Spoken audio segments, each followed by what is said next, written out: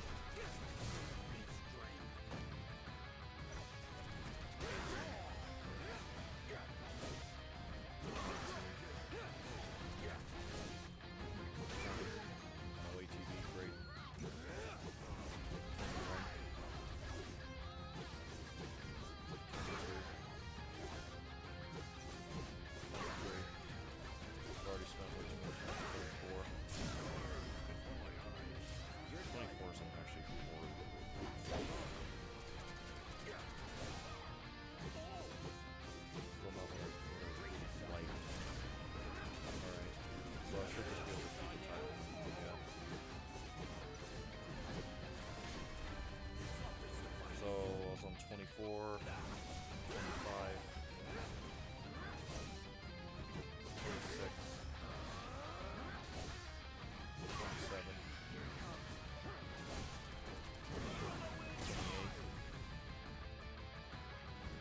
29, 30. This actually worked out ironically. That shouldn't have, but it did. I think I should just barely gain range for the damage I need. Yep.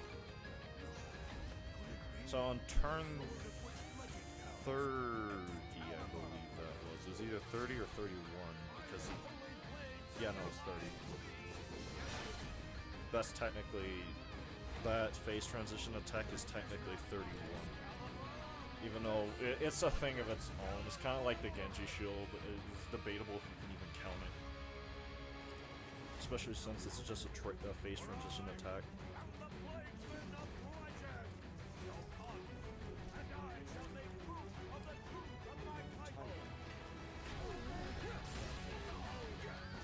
Okay, 32, 33,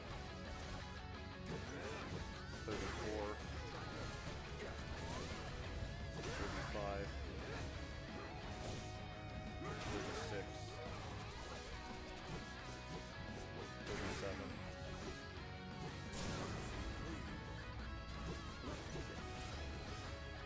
I'm not going to be able to get the other, what's it called, braver, but I can just do a little bit of damage as the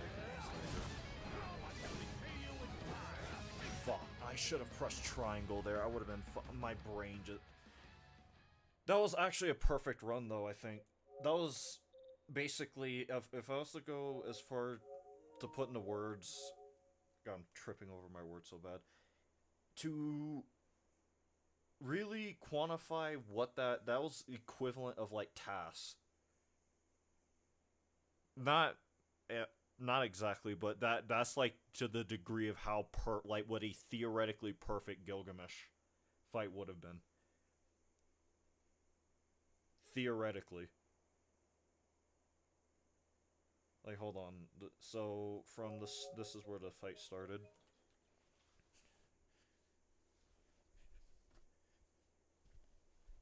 Actually, that's a good question. I should ask him. Well, I think sloppy swordplay at the start of phase 2 would count. I'm not sure about Legend Derpy Strike, though, now that I think about it. I'll count both either way.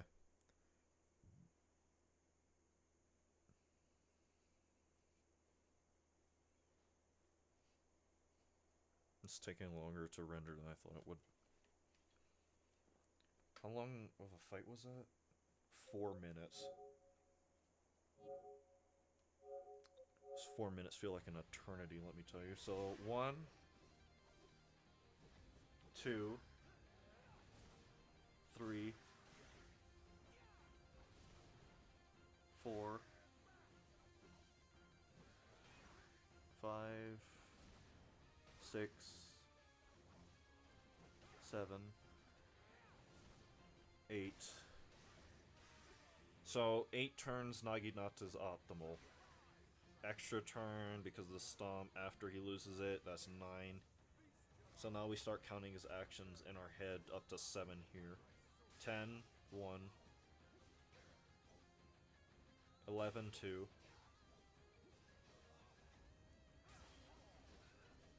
12, 3. 13, 4. 14, 5. Oh, it'd actually be 8 actions. Wow, because if you count the Genji Shield, which I do, which is the 15th action. That should be 6 actions. 16, 7. Yeah, okay, so that's an even better way to keep track of it. I just have to keep in my head that I'm counting to 8 for both phases plus an additional action. Additional action with well, it's in between Naginata and Muramasa. but it's 8 actions. So if he had 10 total actions,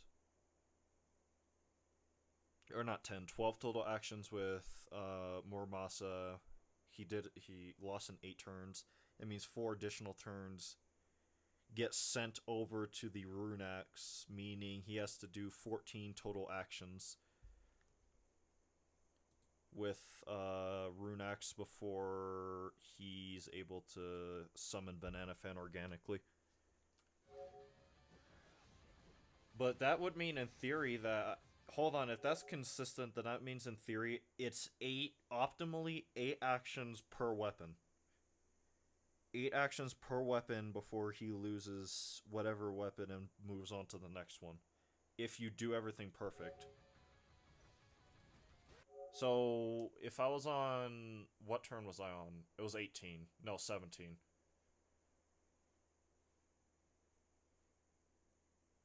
Yeah. Okay. That's an even easier way to keep track of it, because if it's... One... It's 8 plus 8, 16 plus 1 additional action with the stomp after he loses not Muramasa, Naginata. That means we're on action with... After the acquisition of the Rune Axe, he hops away here. Because that's how it works. He lost too much. He needs to regain his footing. This is action 18, so 1. Action 19, 2. Action 23. Action 21, 4.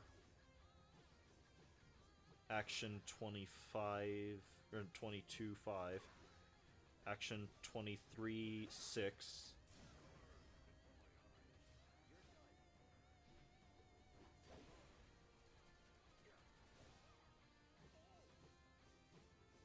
That means in the next 2 actions he's going to lose the Rune Axe, unless it's immediate from here. Okay. Hold on, something I do have to check. Actually, let me look back over that entire phase and just count it individually. Because I know from after he spawns, he's on action 17. 1, 2, 3, 4, 5, 6, 7. It's 8 actions per turn.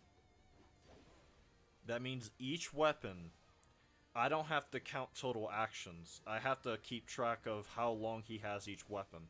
Because now I know it's consistent between the first 3 weapons. The 4th one is where it gets iffy. But all I would need to do is times... I'd have to... I don't even know how to put it. Because this is like actually like fractions and crap that you're doing. So this would be 8 times 3 I had to keep count of, plus 1. 8 plus 8, 16, plus another 8's 20... It's 24, right? Yeah, 24. So 25... Sorry, what I'm trying to make sure here is I'm trying to see if... I can't tell if that was just... I'm being puristic about this because I'm trying to make sure it's exactly the number I think it is. 1, 2, 3, 4, 5, 6, 7. I don't know if he snuck in, because everything happens way too fast. I have no idea if he snuck in an extra turn after exiting the stagger, because I know for the most part with the Rune Axe and just most of the weapons, after Gilgamesh exits out of a stagger, I think it is behavioral based. Like, the more pressure you put on him, in the sense of like you're just messing him up, like he hasn't touched you at all, and he's trying to get footing back against you. Each time you stagger him, he activates another action sooner. So I'm fairly certain that... I don't think so. It's 7 actions then, but I'm going to treat it like it's 8 actions, and I'm going to tell you why, because the likelihood that what we just saw there, because like I said, this everything here is the equivalent of tasks. Like this is like as perfect as you can get it without like having the later splice together um another run to be in a position where you can show what in theory is truly like how far you can get a perfect run against Gilgamesh with these restrictions. So I'm going to treat that like it's 8 actions, meaning we are technically, if that's 7, I'm adding another one. We would be at 25 total actions Gilgamesh has done. And if that's true, if I did it in 7 turns, then that means Gilgamesh. That's 7 out of 14. Gilgamesh would have had to have done a total of. What's that? 1, 2, 3, 4, 5, 6, 7 additional actions. If it was 8, that's 14. I believe. No. He has 6 additional well, 7 additional actions. Now I think about it. If I did do it in 7 turns, then that 7 carries over to the 14, making it 21. But what I think is more likely, I did in 8 actions, meaning I carry over 6, which would be 20 actions total. He would have had to have done with the rune axe before he could have summoned the banana fan organically, and then by extension, Excalibur, which is the phase transition, and that pushes back further the Genji shield summoning process in sequence 1. Because the thing about hold on, now I think about it, where is it? It was in the general chat, I think. Sorry, I'm looking over pin messages. Where does it say when the next Genji shield summoning process is? Genji shield after 7 sequences, 14 actions. So I gotta try messaging him to see, because if I understand this correctly, then in theory, well, I'm gonna sound to anybody who knows what the game or how the game works, it's gonna sound like I'm on crack, but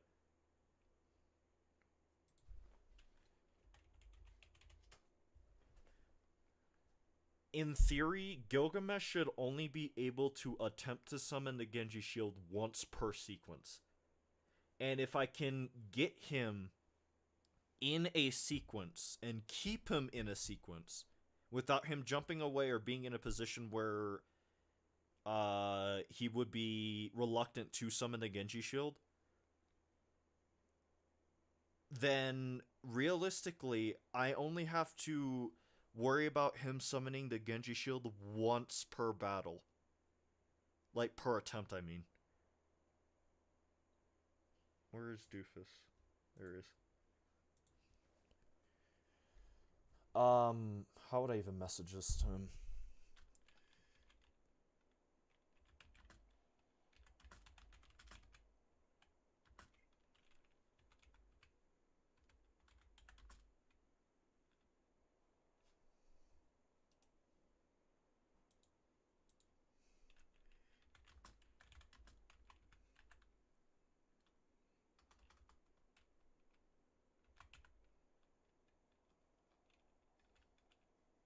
I forgot how to spell managed.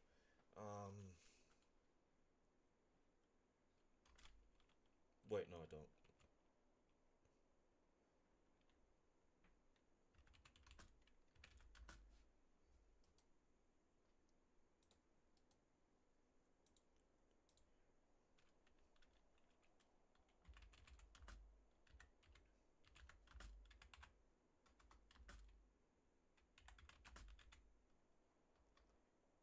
Greg in his first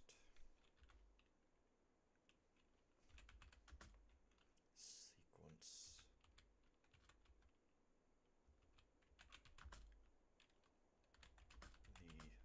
vast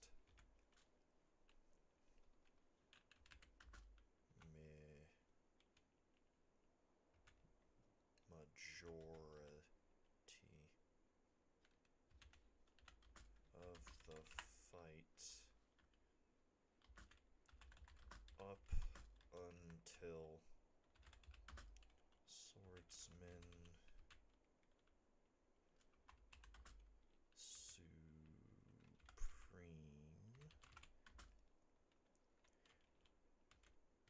Would that in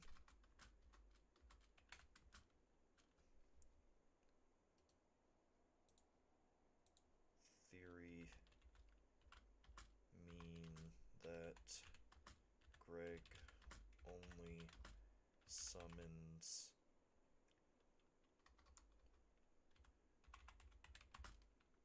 Genji Shield?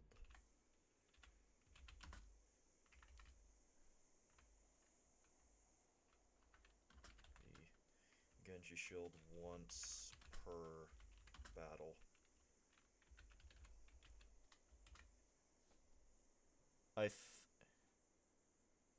Oh, hey, Juju, welcome to stream. I think I am gonna, after, I did the announcement in the, Discord, I am in a lot better mood, but still, it's been rough. I'm theory crafting right now because I think I think I figured out what the optimal number of turns is per weapon. And I think it's 8 total turns per weapon. And it's something I never thought of because I was counting Gilgamesh summoning the not rune axe, the Genji shield as an action. But in my head, when I was doing the total, like, I guess sub-sequencing count for each of the weapons, I was counting it as 7 for Muramasa when it should have been 8. And from what I just seen with the rune axe right here in this save footage attempt, which this in theory is as close to perfect as you can get for like if I was to explain like the level I think this would be without, if you wanted to show what a theoretically perfect Gilgamesh fight with these restrictions would be, this is either like Splice Together Run or TAS. Like with this, I would take this part of the footage that I've captured and then either splice it together with another piece of footage to show what is theoretically possible, or you would have to get like a task to help you out or something like that.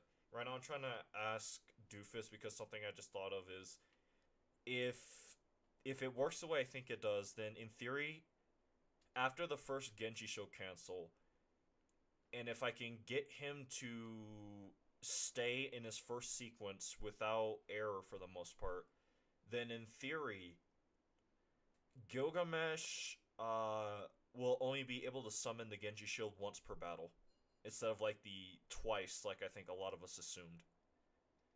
So right now I'm about to send a question over to Doofus. I'm not sure if he'll answer right now, if he's even awake. But I said, Doofus, I have a question. If you manage to keep Greg in his first sequence for the vast majority of the fight up until Swordsman Supreme, which is the hard cutoff point, if you ask me, where he just gives up on trying to summon the Genji shield, he's more focused on killing you with Ultimate Illusion. Would that, in theory,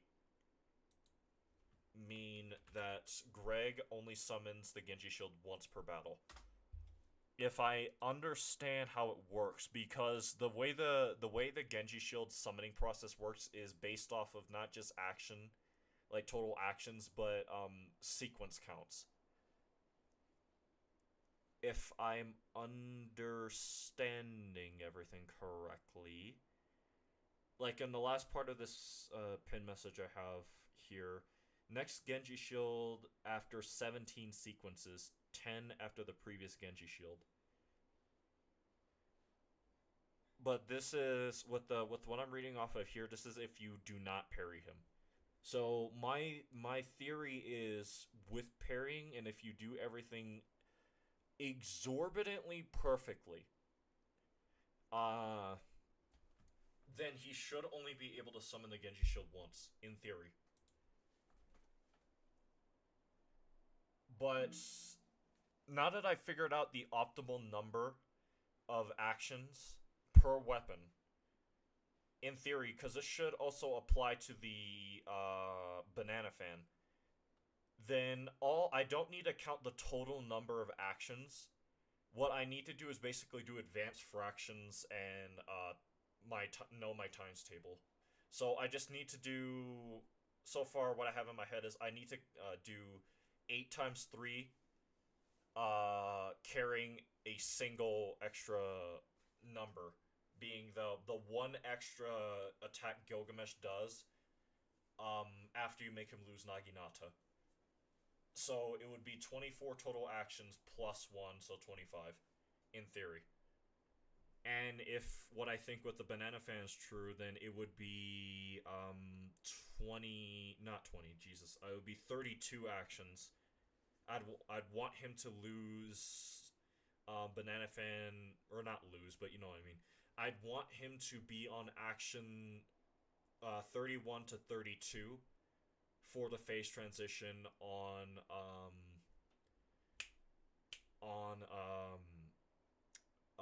Excalibur. And I would in theory, I'm not sure if what's it called? If Legend Derpy Strike counts as an action in of itself because it's more of a phase transition attack. Uh so far I'm also going to be adding like 2 other additional actions, being Legend Derpy Strike and the first sloppy sword play he does at the start of the second phase. Figuring out Gilgamesh is like figuring out Limitless. In a way, yeah. No, it is. But in general, I think I'm just like, I've achieved peak Gilgamesh brain rot. Because the other day, I was with my father. He was watching a documentary. I don't remember what it was about or even know if I'm being honest. But it was talking about Gilgamesh, like the historical figure from, Mesopotamian whatever, right? And they brought up Enkidu, right? And before they even brought it up, I said the only Enkidu I know is the one with Gilgamesh. Then I paused, remembering what both of those things were from. A few seconds later, they said that Enkidu was often pictured and depicted with Gilgamesh. I was like, oh, I'm fried. I said that before the historian could tell me that. I am cooked, and I said that as a joke because he's usually like a weapon or an attack or just something he has in a lot of the games, right? But yeah, I've achieved peak Gilgamesh brain rot. It is not good. I'm just gonna look over this footage one more time because he jumps back from over here, so I should be on action number 25. 26, so that's 1, 2, 3, 4, 5, 6, 7. I really do need to read the Epic of Gilgamesh. Ironically enough, I have not read that myself. Ironically enough, you think I would have at this point, but I have not. So that was 7, right? And if everything I understand about the fight is to be understood correctly, unless I'm not sure if it counts, this specific attack, I'm not sure it counts. That would be technically he's lost Banana Fan. Because that would be action number 10. In theory, the maximum number of actions he would have with Banana Fan is 9. But in general, that's still close enough to every other weapon for it to be, for the most part, 8 actions per weapon. Minus Excalibur and Excalibur, because you can't even make him lose Excalibur. But I'm not worried about that. I'm more focused at that point, once I get to the second phase. I'm more focused at that point of getting Gilgamesh as to Swordsman Supreme as fast as humanly possible. Because then I would not have to worry about him even summoning what's it called? Summoning, Jesus. Genji Shield. While I'm at it, I might as well ask if Legendary Strike counts as an action.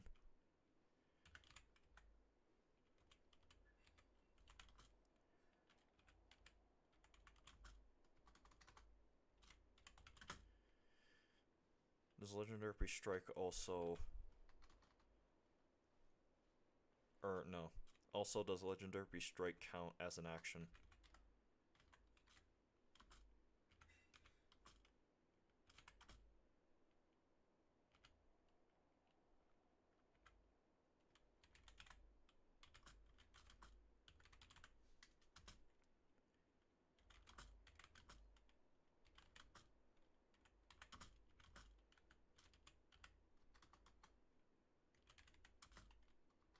Spelled gray wrong.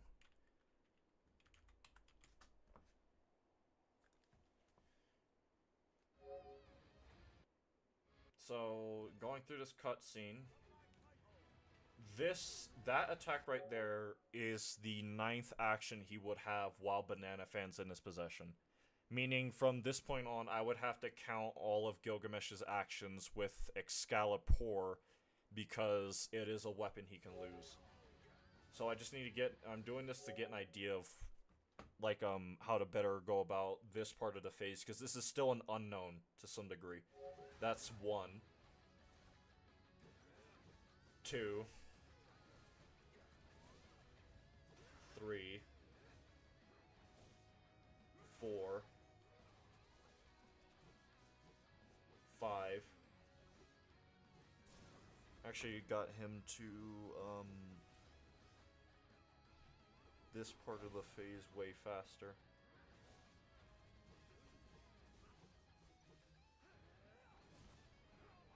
So this action here would have been action 6 with Excalibur. And I messed up here. I tried dodging through him instead of pressing triangle to get the invincibility frames from exiting Punisher mode. But if that's the case, then I don't have to count overtly complicated like I have been. All I need to do is count the individual actions with each weapon. And that should optimize and simplify the fight infinitely more and give me way less of a headache every time I attempt it. 2. 3.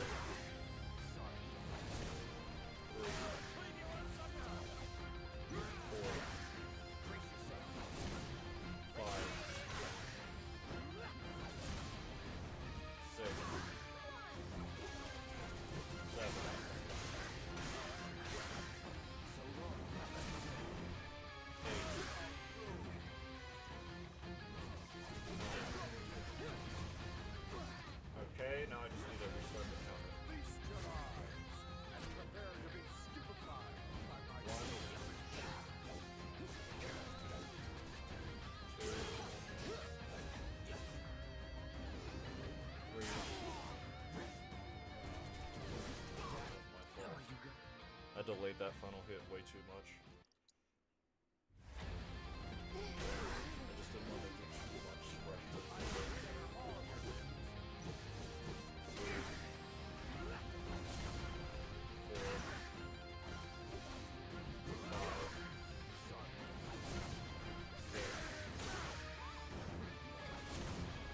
And that RG.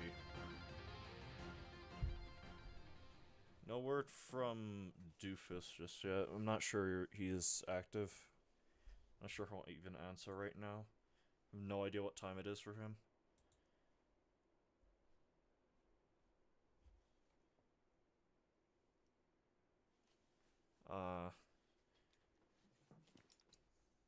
But I am very close.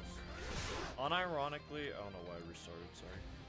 Unironically, I think...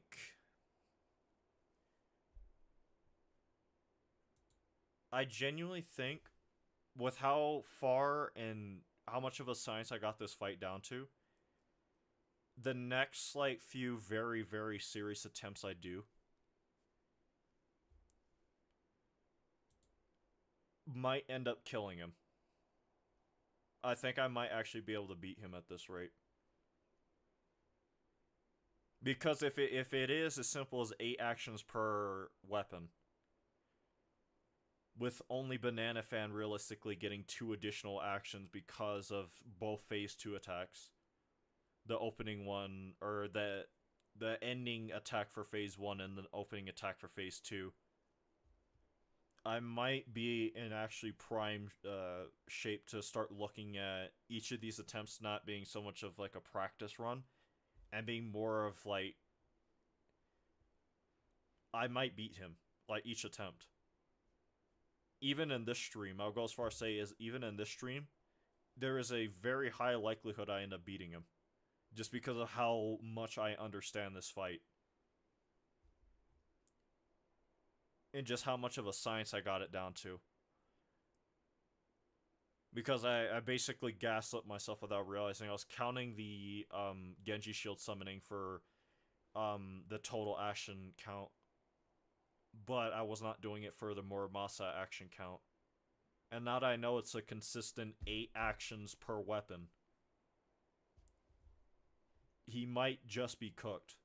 Because even without even realizing it, I was consistently beating him. Or beating him with most of those weapons in 8 actions. Without even realizing. So yeah, at this point, all I have to do is just keep trying. 1, 2, 3, 4, 5. I'm going to need dual thrust and pinwheel, man. 6. Well, I'm dead. I love when my buns just do not work. Robbed of a second parry there for some reason.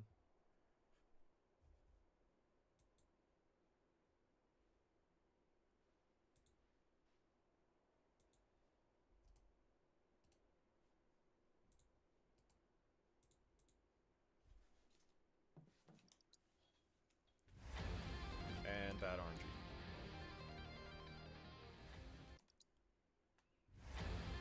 One. 2. 3. 4. 5. 6. 7. And bad RNG. You can see it, can't you? You can see the number of actions I use. Yeah, actually, this must have been exactly what Maharaga felt like fighting Sukuna. Each time he used his slash against him, he understood it a bit more. Now I know why Maharaga smiled the way he did. At Sukuna halfway through the fight. Bro was thinking to himself, I got your number. Literally. I think from here I could probably guess the number of actions it takes to kill him. Like, I think I've said that before in the past, but I think I could probably guess exactly just from here. Like, for some reason, I think at most it'll take 10 actions to put him in a position where he is going to go into Swordsman Supreme. And once he's in Swordsman Supreme, I know it would be 3 focus thrusts at bare minimum I'd have to do. No. At most, I think the average focus thrust count to stagger him again during Swordsman Supreme is 5. So not counting... Well, in theory, assuming I get the right amount of ATB per perfect parry. Assuming it's 10 for the entirety... If there's that number to get him into Swordsman Supreme, that means the total action number count at that point was 25 at the Rune Axe, plus another 8 during the Banana Fan phase. That's 30... That's 33 actions plus 2, 35.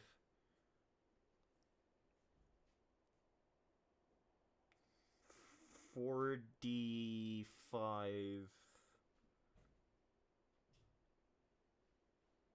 I think in theory it would take a total for this challenge, if everything went optimally, it would probably take a total of 58 actions. And I'm saying 58 just to account for additional turns where you don't get the perfect amount of ATB per weapon and stuff and per phase.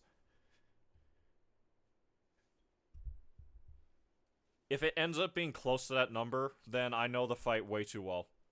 And I should probably stop playing this game and fighting this version of Gilgamesh and instead go over to, where is it? This game and fight Gilgamesh in here. Because I know he's in here, I just have to find him. He can keep hiding. It doesn't matter, I'll find him eventually. 1. 2. 3. 4. 5. 6. 7. And probably should have went for that braver. Bad opening.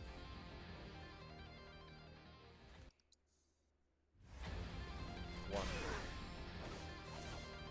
2. 3. 4. I'm way behind on bravers. 6. Okay, I caught back up. 7. Nope.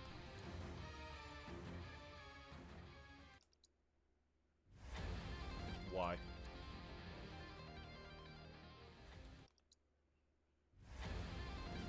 1. 2. 3.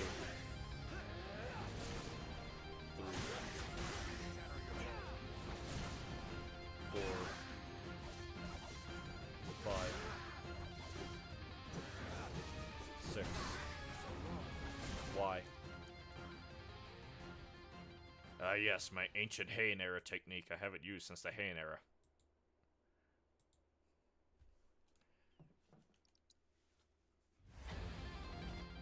They told me, why didn't I just climb Jacob's ladder?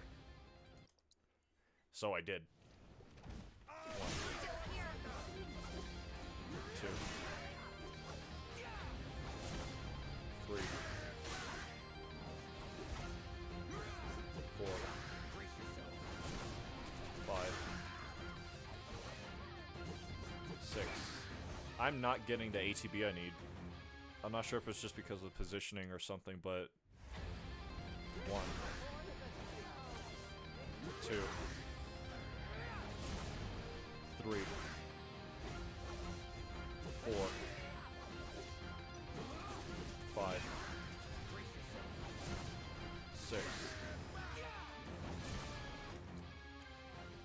I'm not getting the ATB I need when I need it.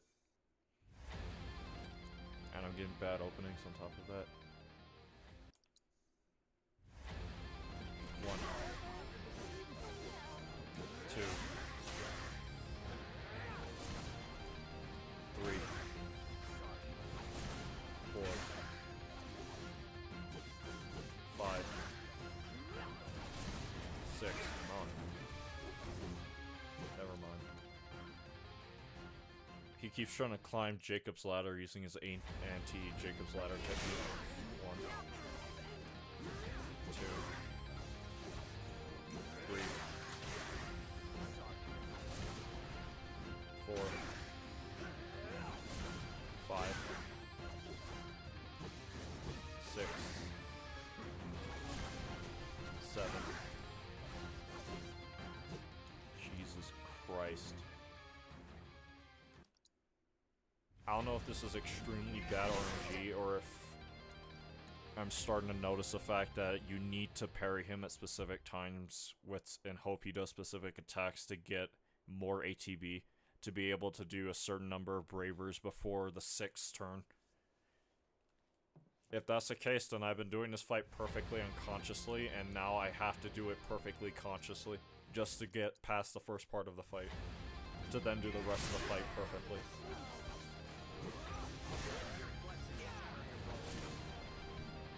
Three. 4. 5. 6.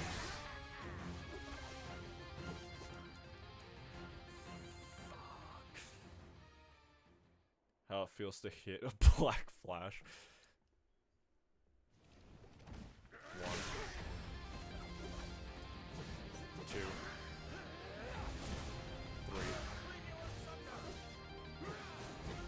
4. 5. 6. 7. Okay, it's starting to look like it was just very bad RNG. 8. 9, and reset the not timer, the count.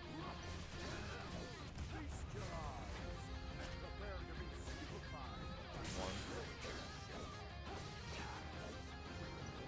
2. 3. 4. 5.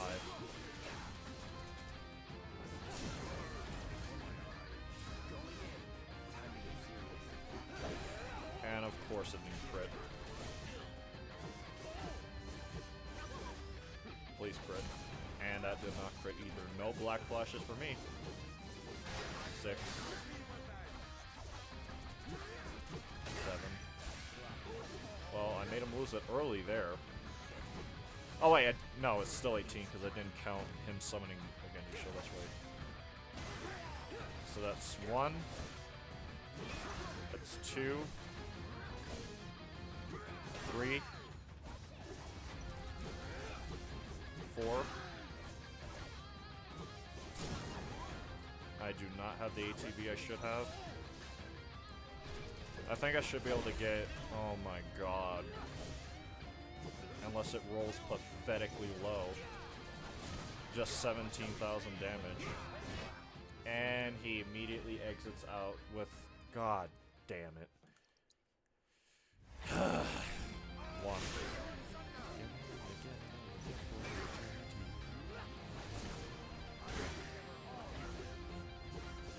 4. 5. 6. 7. Why?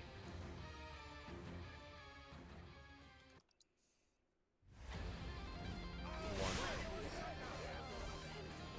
2. 3.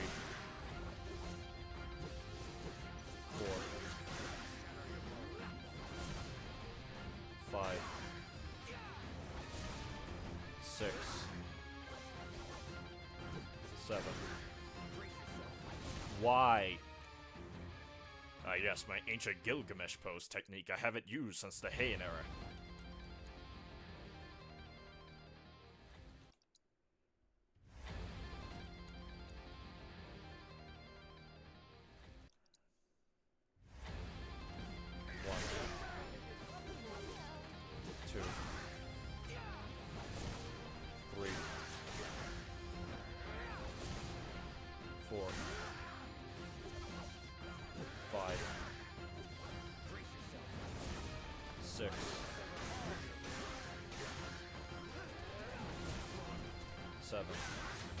And I got an extra braver on top of that. 8. So I'm ahead of the damage amount I need to be at. 9. Got the perfect amount of pressure build up. So it's exhilarating.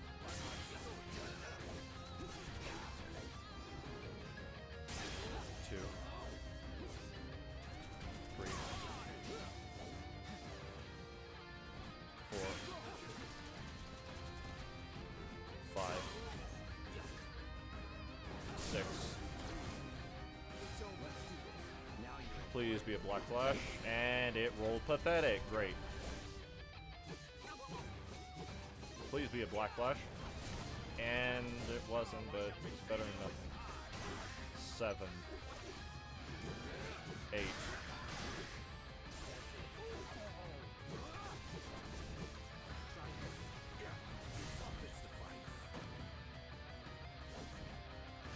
I was robbed. I love when the game does not give me the parry I earned. The parry I deserved.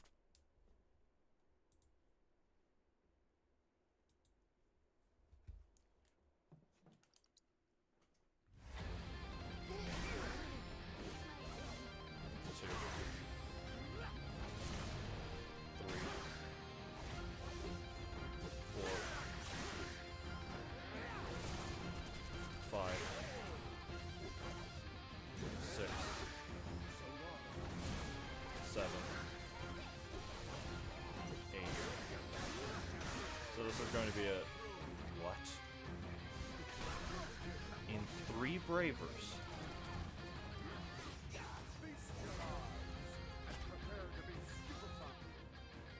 What action count am I at?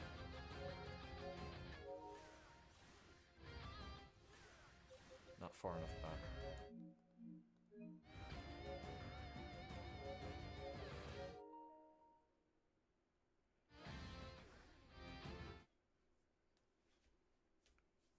Stop checking Discord. I'm saying that because that's what I was doing. 1, 2, 3, 4, 5, 6,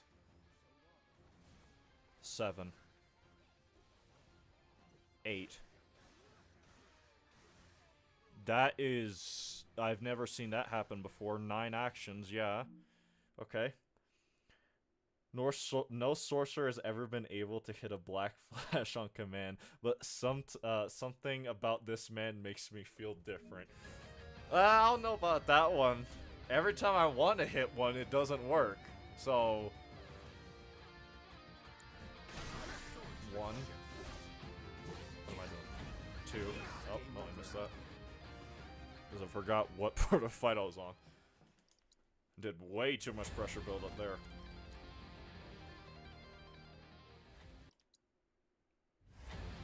My god.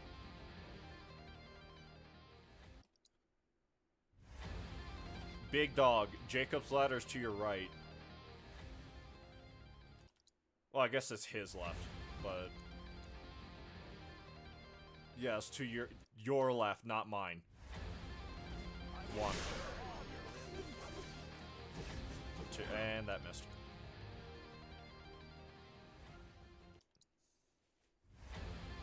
1, 2, 3,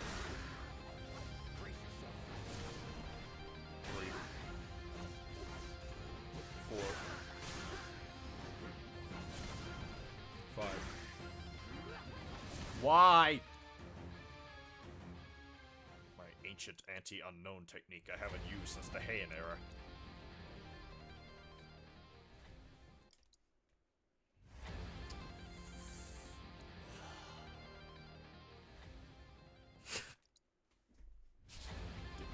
One,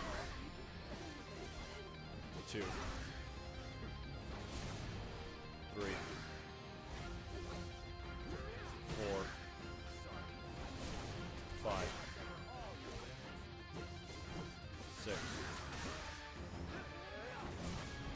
7, 8. Okay, so this is going to be the first you're seeing this Juju. I've implemented pause buffering tech for this specific part of the fight. If I do not get the number of Bravers that I need in the allotted turns that I would like to get them in, which is 7, I pause buffer on the 8th action to see if he manages to slip a 9th action in during the Naginata phase. If not, then the rest of the fight's good.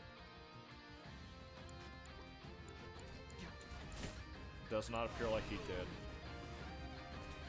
9.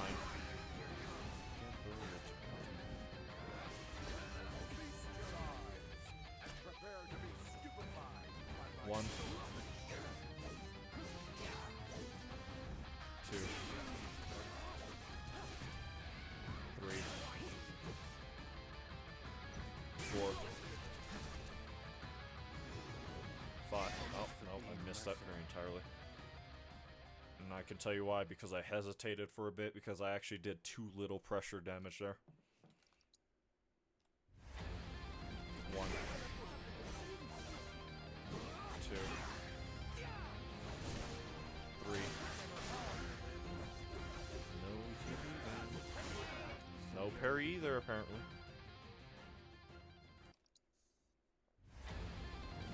1,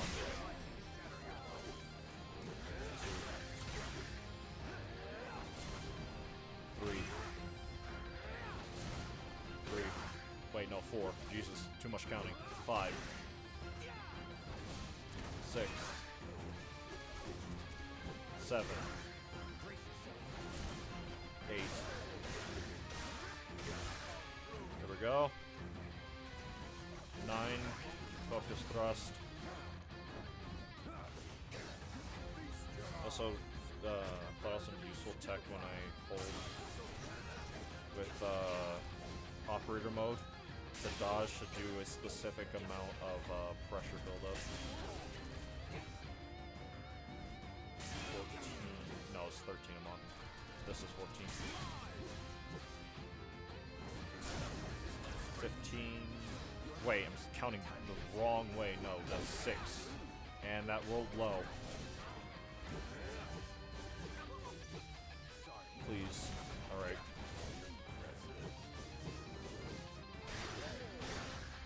7. 8.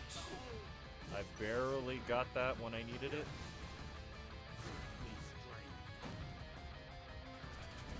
1. 2. 3. 4. 5. Cloud, you're wasting time, please. Okay, that rolled good, thank God. Make up for those.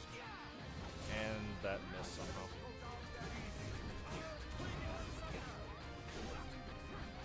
Shit.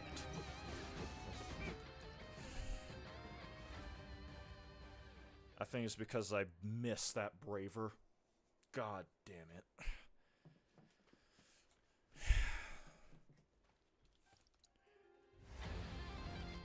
Bad start.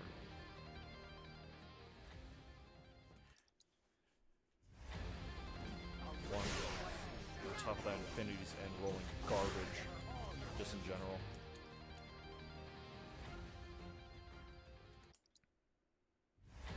Hold up. The thing just got a message.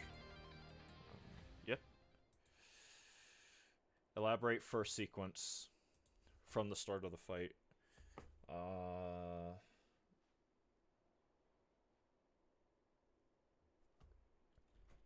From the first parry. No, Legendary Strike is a scripted move. Okay, so that means realistically, Banana Fan has 8 actions as well. If I do everything right. So I was right. It's 8 actions per weapon. No, I should say from, not for. From the first parry.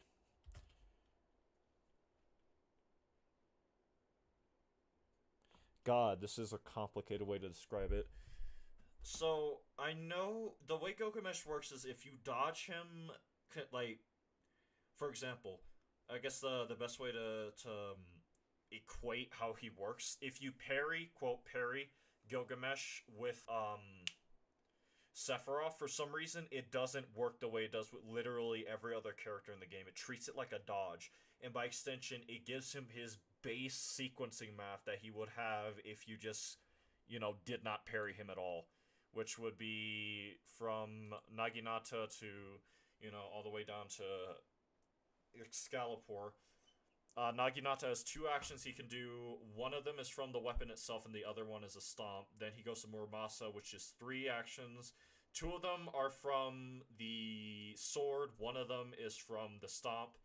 Then the Rune Axe is four actions. Same dealio, just three, one stomp. Banana Fan 5, 4, 1 stomp. Excalibur 6, 5 actions, 1 stomp, and so on and so forth. That's how it works.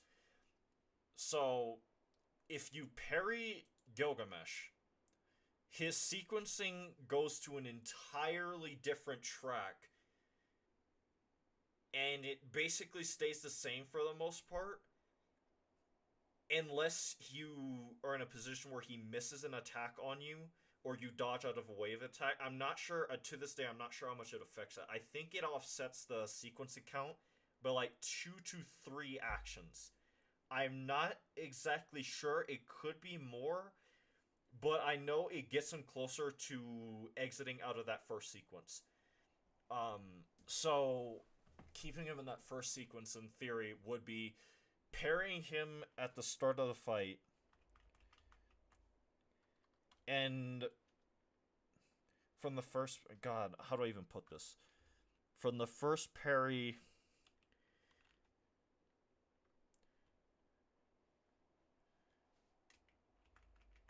From the first perfect parry in the fight, and maintaining that chain of parries to prevent him from entering his second sequence.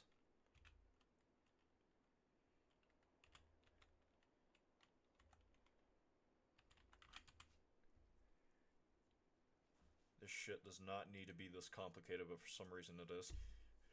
For not being a turn-based game, the fact that I figured out like Gilgamesh operates on if you do the fight perfectly with these specific restrictions, the fact that the fight operates on 8 intervals per phase and per weapon, it's almost like the guy who talks about how they should have kept it a turn-based game. I think something flew over his head.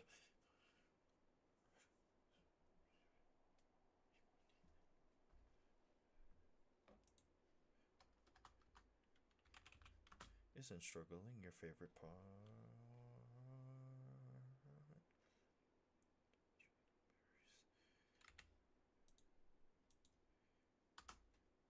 If that makes sense. I forgot how to spell sense. Never mind, I remembered.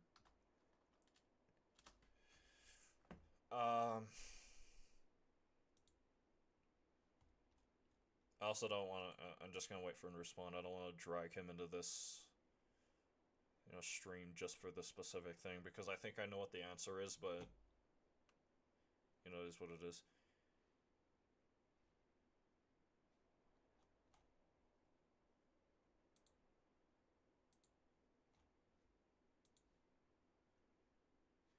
Okay, I just have to wait for him to respond now.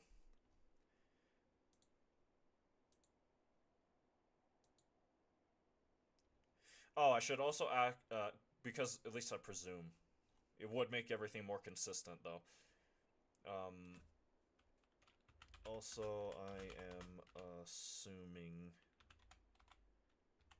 that the Genji shield summon is an action, or is counted as an action, I should say.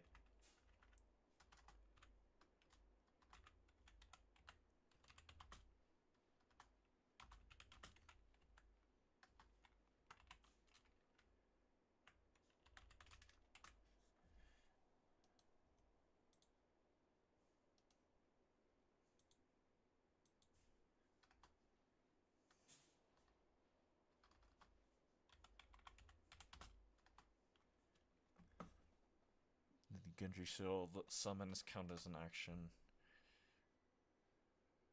If it is, well, I'm assuming it is, because if it doesn't, then the fight, the way everything's set up, it makes no sense. At least what the strategy I came up with. It's 8 actions per weapon, and if the Genji Shield summoning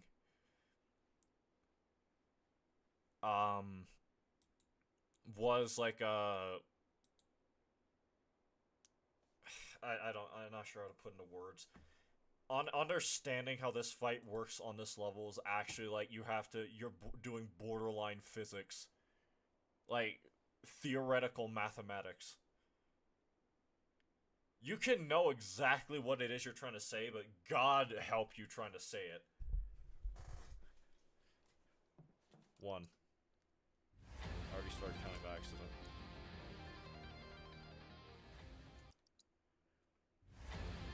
1, 2, 3, 4, 5, 6, 7,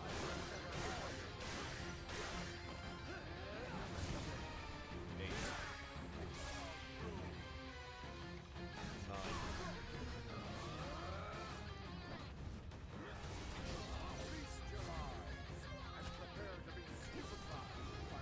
1, 2,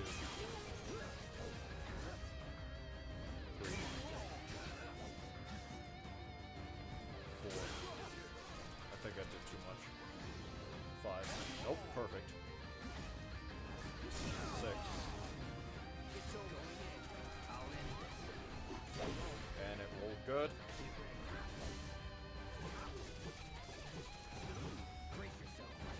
That crit, good. Black flash. 7. 8.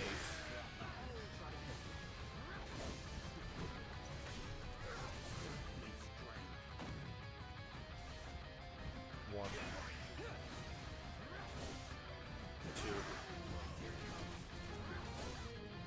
3, 4, 5.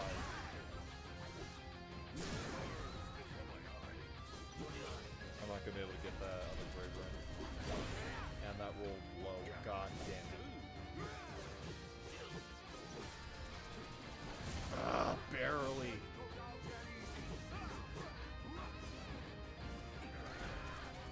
That's 10 actions he's at now. I think. No, it should be. It's definitely 10 now.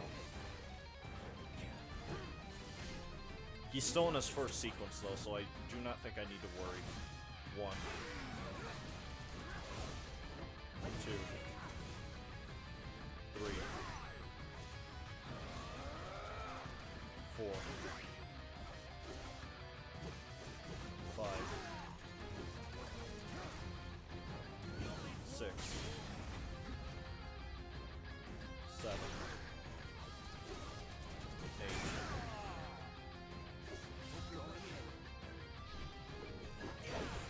Alright, now I just need to attack him for a bit. I do not think I did enough damage, unfortunately, for the second phase thing.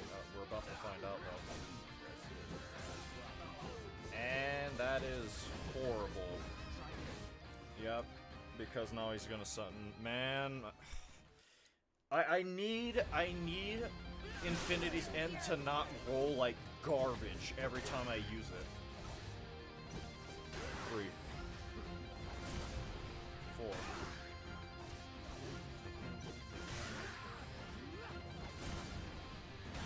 Lost count. Usually able to be pretty good about keeping track of my head as well.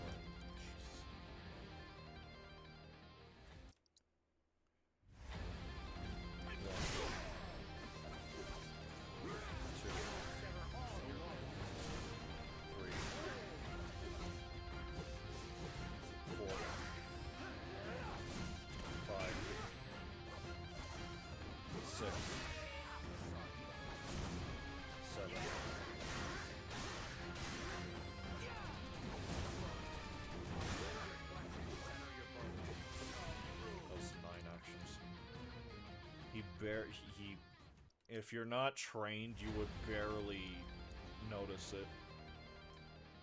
But that was actually 9 actions he did. He dashed at the very last second.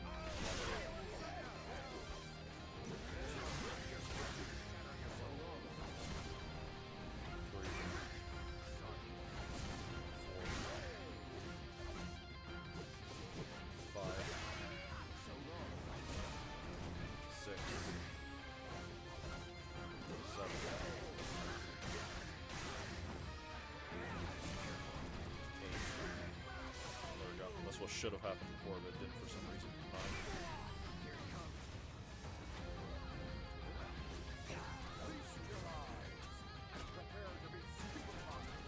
One. Two. Three.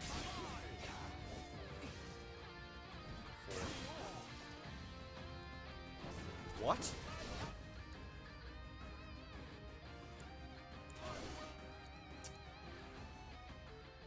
Unless I miscounted, which I doubt severely. 1, 2, 3, 4, 5, 6, 7,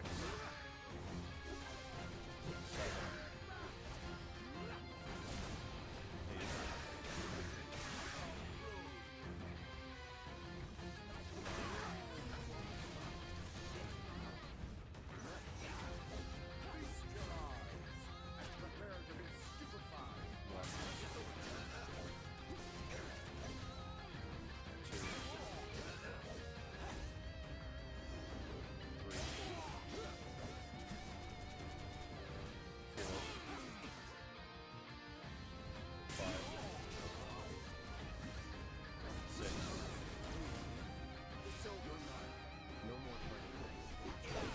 Thank God, Black Flash.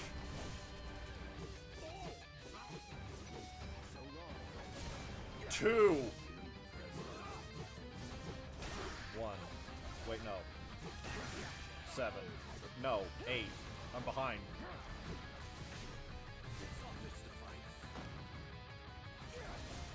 1. 2. 3.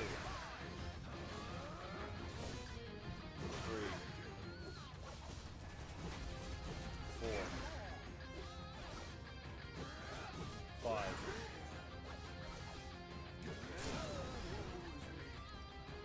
Please, please, please crit.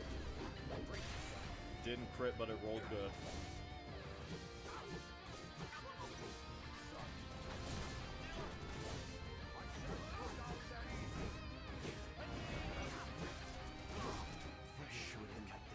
I think if I parried him there, that... Because what... I staggered him on the, what, 5th action with the Rune Axe?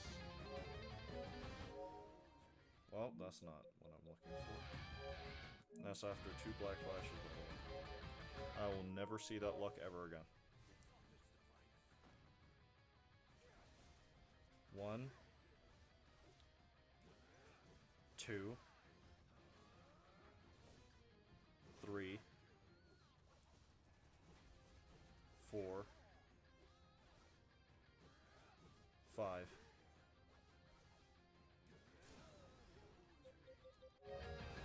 So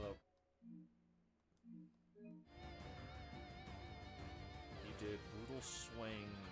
That was the 7th action.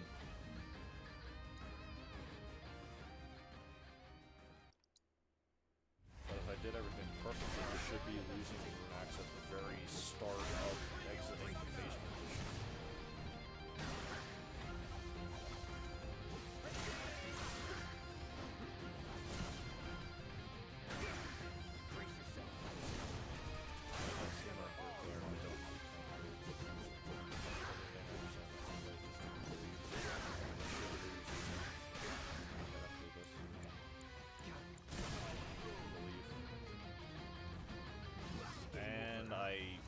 Press the focus thrust way too soon. That was my bad entirely.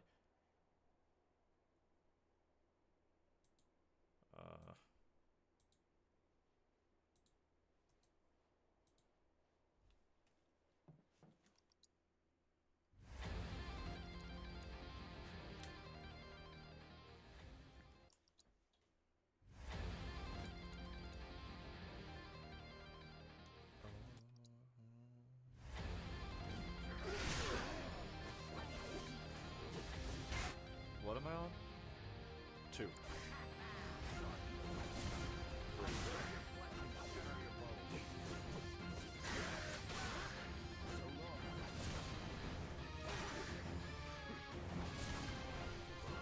I lost count again.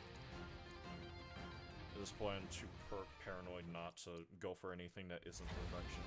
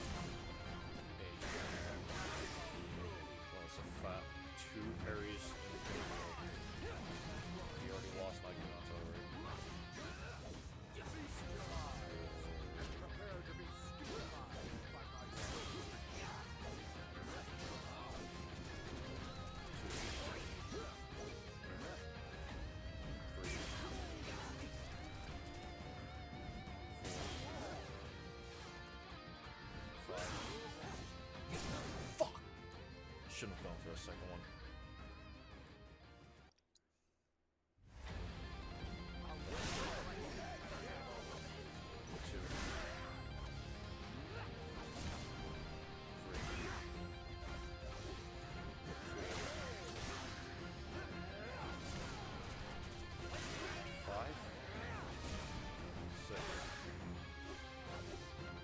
And it doesn't matter anymore.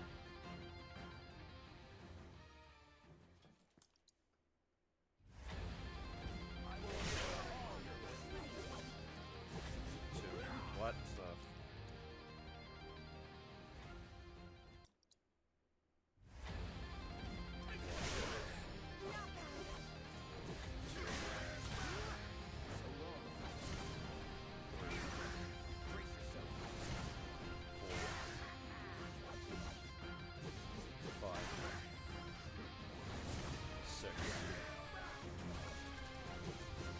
Oh, you make me sick.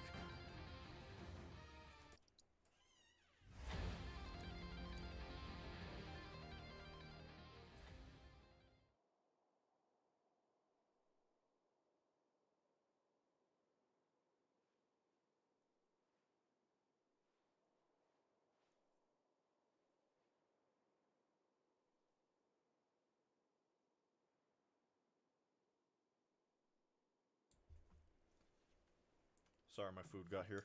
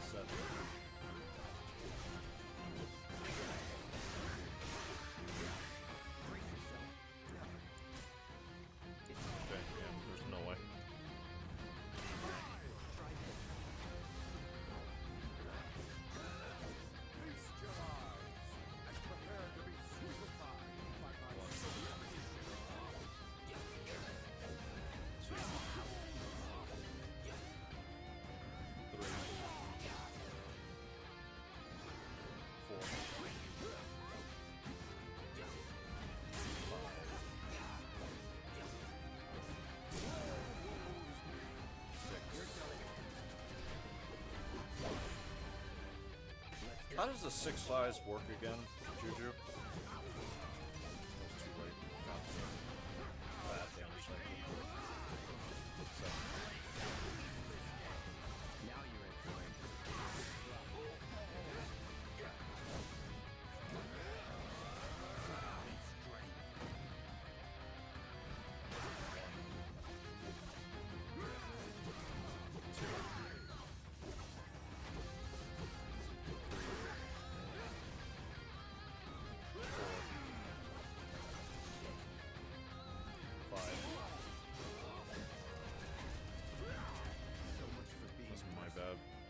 I did a different strat. I did 2 focus thrusts, and then 1 additional one thinking that would have been enough. Might end up doing too much pressure damage to have enough ATB at the at the stagger or entering the stagger phase for the rune axe. In other words, misplay.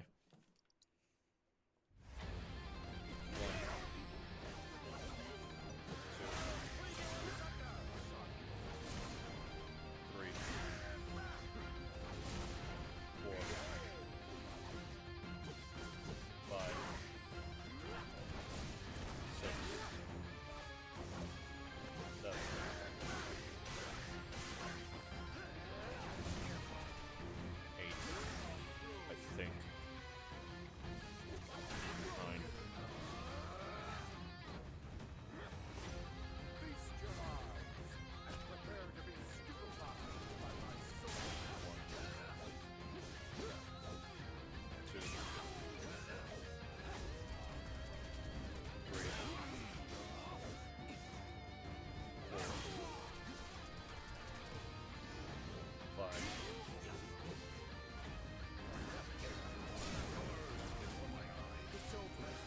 I don't think it's gone into detail, but instead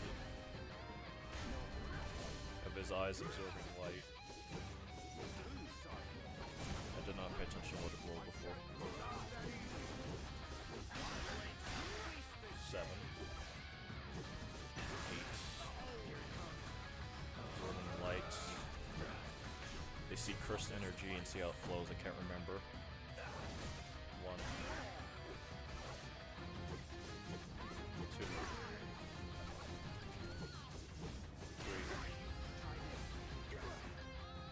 4. 5. Well, shit.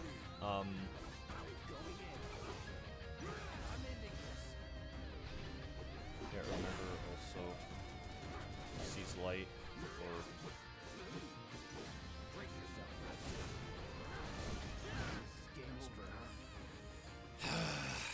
I don't think I should do 2 focus thrusts there. I don't. I think I should just wait. What are you saying? I don't think it's a good idea, but wait, Jesus Christ. Confusing my thoughts and reading at the same time. I don't think it's gone into detail, but instead of his eyes absorbing light, they see cursed energy and how it flows.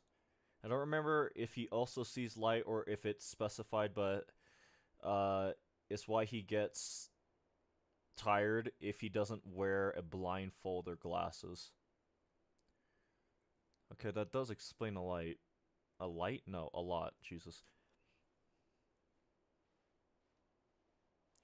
So that's how... Does it also allow him to predict stuff, for lack of a better term? Let me have a bit of my food. Just do a little mental reset. Because my brain's starting to get fried.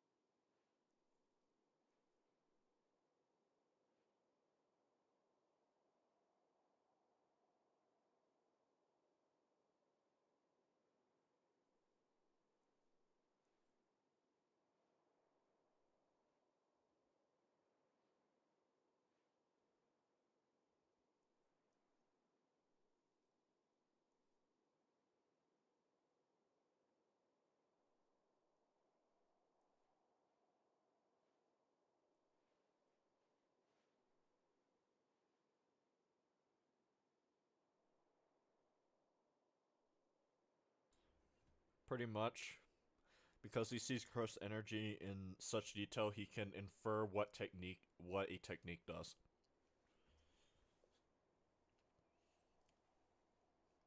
And based off of that, he can also predict what his opponent's going to do before they even do it because the said cursed energy, correct?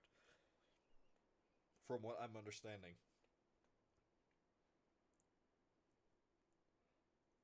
Man, this is kind of a weird hybrid between if Gojo And what this fight feels like to me with this challenge,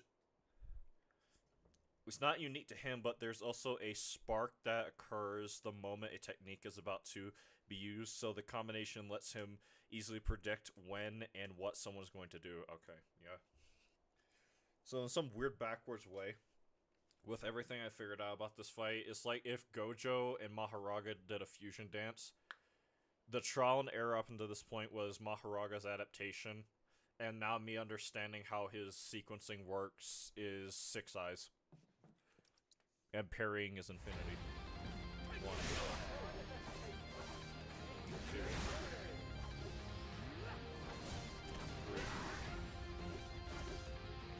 4, 5, 6, 7,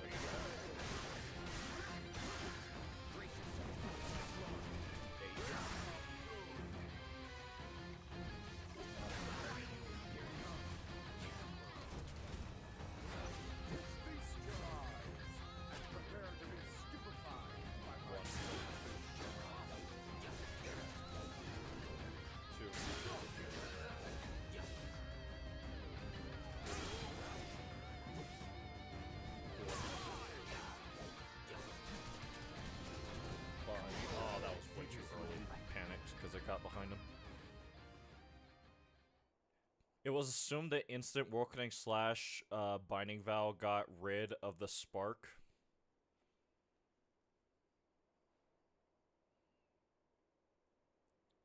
Oh, wait, okay. It's assumed the instant World Cutting Slash Binding Vow got rid of the spark as well, which is how Gojo didn't see it coming. But Gege has since said it was because Gojo wasn't on guard. That's still stupid. Someone like Gojo's impossible to not be on guard. Based off of what little I understand about how the Six Eyes worked, that was just rage bait. I'll forever die on the hill. The funny thing is, before I even got into Jujutsu Kaisen, I knew about the Gojo and Sukuna fight. Well before I got into it. That's how legendary it was, for lack of a better term. And to some extent, I guess in more recent years I inferred what the outcome of the fight was, but once I actually got into it, now I know that Gojo versus Sukuna was the epitome of rage bait, in the sense of you had a very popular character and a guy who openly admits that he goes out of his way to just rage bait people, basically. So when he has that much power, he can easily kill off a character like that and then later admit that, yeah, no, he could have dodged it, I guess. That was just pure rage bait. To this day, I will die on the hill that Gojo dying makes no sense, and it was just done for rage bait. And maybe to also further Yuji's character development or something. It also makes Black Flashes more interesting because even though he can see the flow of Chris energy and hyper precision of manipulation, he still can't hit them on command. I still don't understand how Black Flashes in of themselves work. It's such a good fight, man. The ending's so lame. Yeah, because it's literally like, oh, he died, I guess. 1, 2, 3. Even Sukuna got depressed after it. Even he was, like, upset about the outcome. After he killed Gojo, he was like, oh. Because even he knew. 7 years.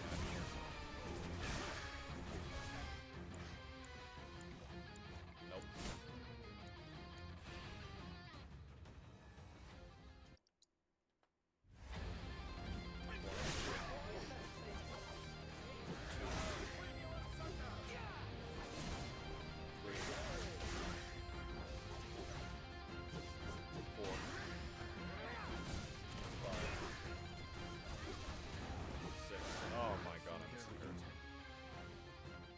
Did Doofus message me finally?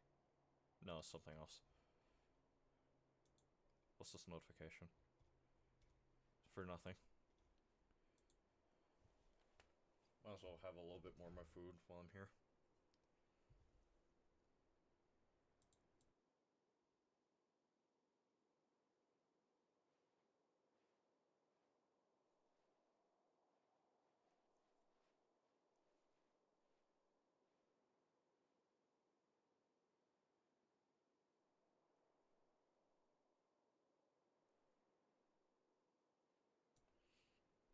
I think it was mainly because of his mindset. Gojo got to die fighting the strongest, but Sukuna gets to keep going on and only has a bunch of teenagers to fight. Yeah, but I'm also speaking on meta level to some extent because, like I said, uh-oh.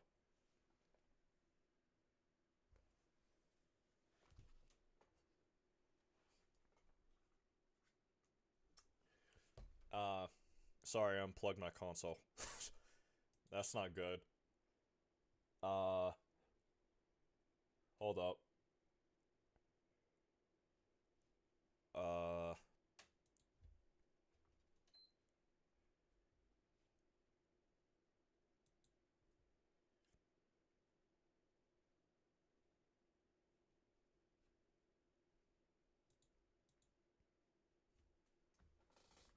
also killed my TV.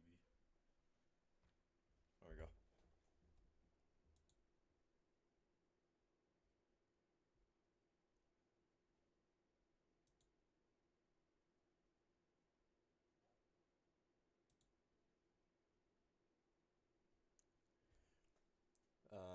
It's gonna take a minute. Might as well put something else interesting on the screen, so it's not just a black void or of nothing. What?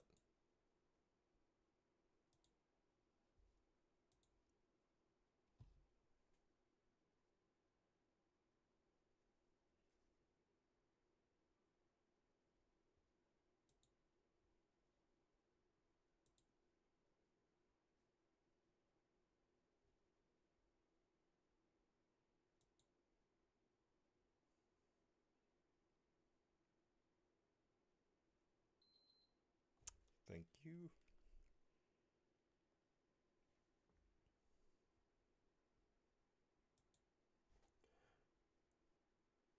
I guess really quickly while I'm setting everything up on my end, I've been listening to this the entire time I was doing this fight.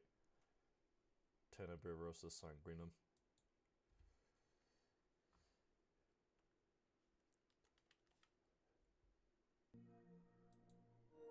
Okay, we're back. I just need to see my goat Yuji pull up in Modulo. He got another cameo. That's another example of Gege performing his masterful rage bait. Here's this beloved character everybody likes. I'm going to allude of his existence and nothing else. Could he probably trounce Dabra? Yeah. That's why I'm just gonna pretend like he exists instead of actually admitting he does. Never gonna happen, but gives himself 4 arms using blood manipulation. I will die of pee. Yeah, he just turns himself into Sukuna. Just to prove a point. That yeah, I might be his vessel. Or I might have been his vessel. But sure I'm not him. How do I reset this? There we go.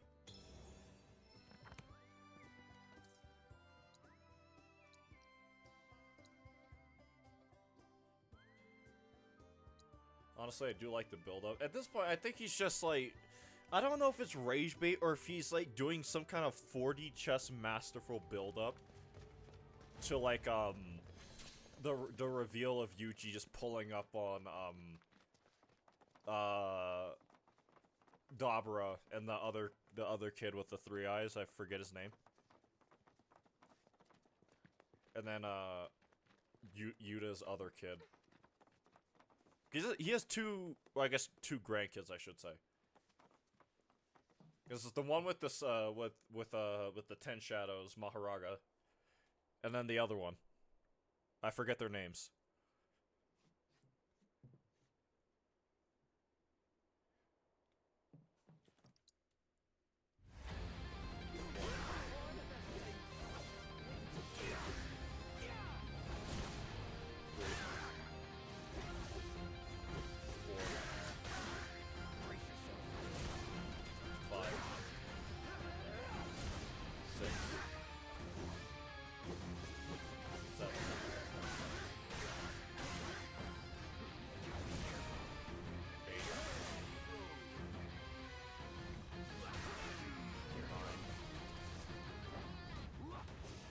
Man, if he does fight Modula, I want to see the aliens.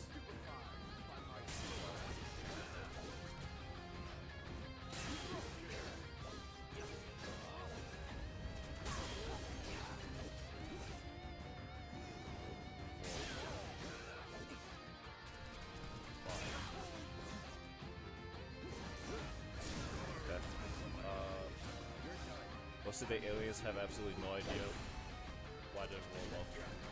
What a Black Flash or domain expansion is. Well, Dabra, I doubt he doesn't. I severely doubt the likelihood that he doesn't have anything like a Black Flash. Or not Black Flash, domain expansion. I have no idea how I missed that parry. I severely doubt that. They're calling this dude a Sukuna level entity. And to some extent, as I understand, they're saying Gege himself is implying that Dabra is stronger than Sukuna was, to some measure. I don't know about how much, but still, if you're saying you have someone that strong, there's no way they do not have a domain expansion equivalent. Yuka's the granddaughter with the 10 shadows. Sugiri is the grandson. And has a heavenly restriction. But we don't know if it's 100% or not. All we know that it's enough to perceive curses. No, but it would be funny if he goes domain, huh? The hell's a domain? Oh! 2. Oh my god, I hate when that misses. Well, I have to put this soundtrack on loop because I forgot. Why? He's climbing up Jacob's ladder and pissed. 1. I hate when the ass loom ideas work. 2. 3. 4. 5. 6. Oh my good Lord Jesus.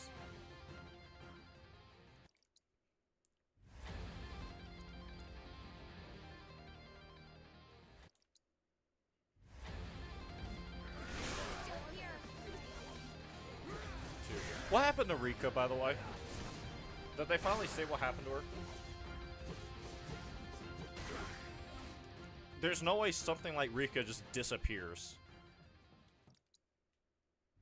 I mean, as I understand, I know Yuta doesn't have her as of right now. Climbing Jacob's ladder was actually rage bait. 1.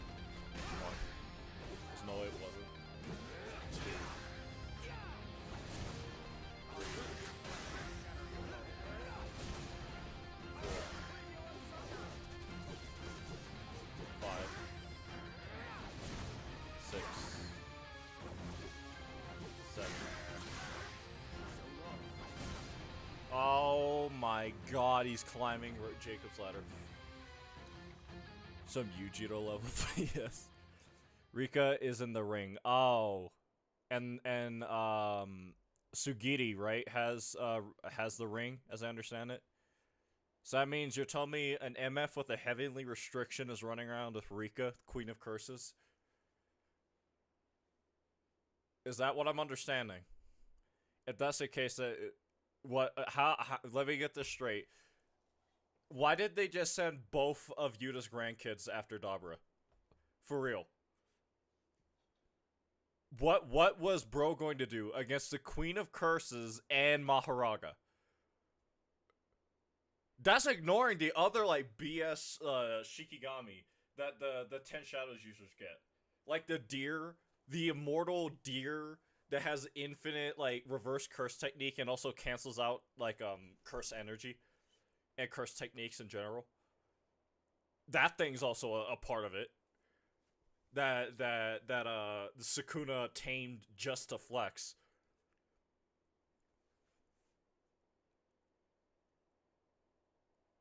Why?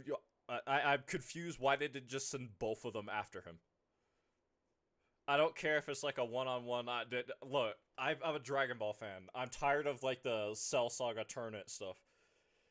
Yes, it was given to Yuka by Yuta. Jesus, that's a mouthful. It was given to Yuka by Yuta, but after he dies, uh, the Burns at the go oh, the bums, not Burns. Jesus, I read that wrong.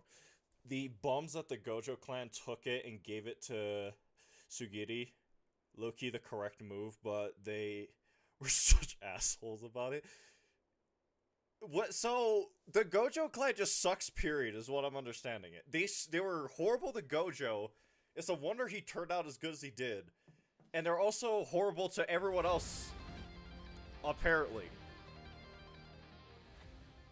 it has to be a 1v1 duel. Plus, Yuka couldn't summon a Tain Maharaga, so if Sugiri was there, he would be targeted by him too. Would he? I think if he just kept his distance enough, and Dabra just focused Maharaga because in his eyes he might have perceived him more as a threat. I think Maharaga would have had his hands full with them, with the occasional look at Randy Orton slit or watch out, like from Sugiri with Rika on the side.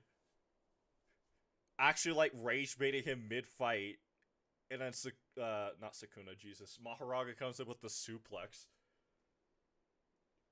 Straight WWE timing.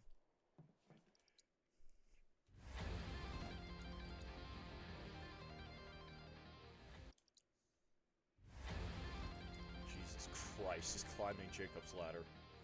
Nah, man, Maharaga wants the complete fade. No more, no less. Fair enough. I guess Maharaga's like, let me get this straight. I get to fight another Sukuna and Rika? Sign me up! The ops stop a big Raga, Why? Why is he climbing Jacob's ladder? Can someone stop him? Ref, do something. Wow, thank you, ref.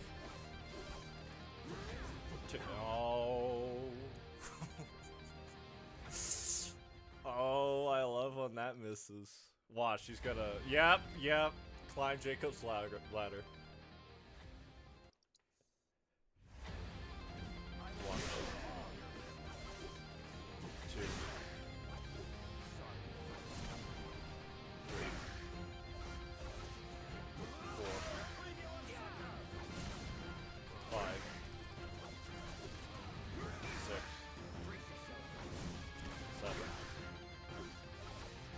Oh, you bum.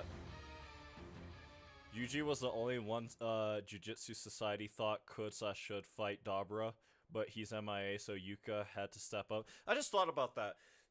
There's only two ways this fight can go. And the thing I hate most is... Actually, no. Now I think about it, I think I know how if Gege is gonna stop rage baiting people with Yuji, I think I know how he's gonna show up. Because you can't just have either one of Dabra or Maharaga running around, period.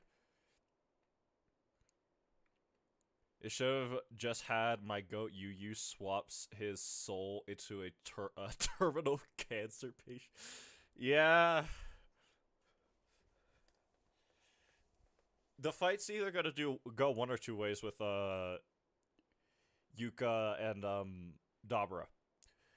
Maharaga kills Dabra. Everyone freaks out because what are we gonna do about Maharaga? Yuji shows up and fights Maharaga. The other option, which I think is more likely, Dabra kills Maharaga, then Yuji shows up and one-shots him from there. Because unless you're Sukuna, who unironically had prep time against the concept of Maharaga.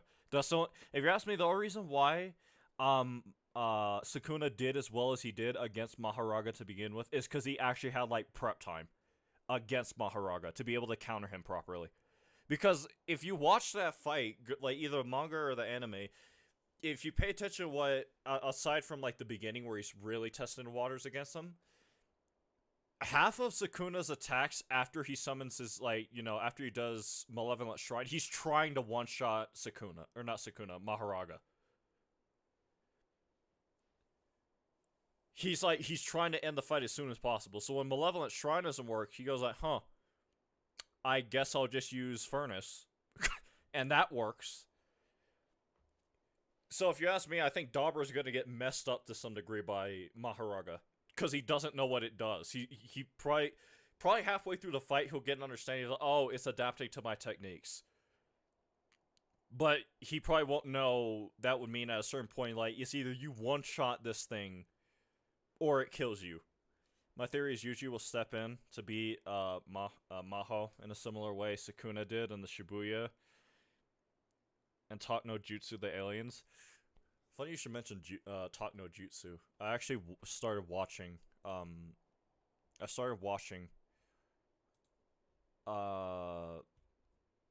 Naruto recently, and I've been really enjoying it. The hype seems to be living up so far. But yeah, I'm not sure about Talk no Jutsu, I'll be honest. I think Yuji is way too jaded to really care about Talk no Jutsuing this stuff. Because if he didn't show up from the get-go, then I think he's dealing with way too much anime protagonist depression for that.